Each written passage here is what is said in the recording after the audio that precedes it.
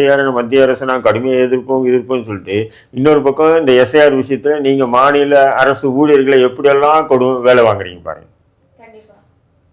மத்திய அரசு மீது குற்றச்சாட்டு வச்சுட்டு நீங்க மாநில அரசு நீங்க என்ன பண்ணணும்? எஸ்ஐஆர் நாங்க ஏத்துக்கலப்பா.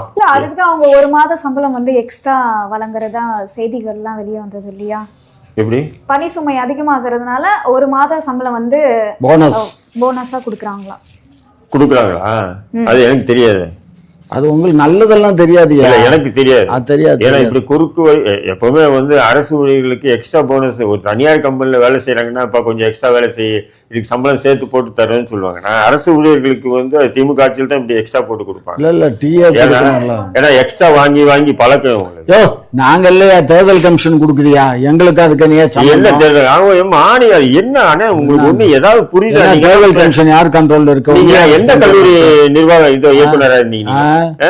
சும்மா தேர்தல் ஆணையம் கொடுக்குதா? மாநில அரசு ஊழியர்கள் அவங்க தேர்தல் கமிஷன் காசு கொடுக்குது. தேர்தல் கமிஷன் வவுச்சர்ல கையெழுத்து போட்டாதான்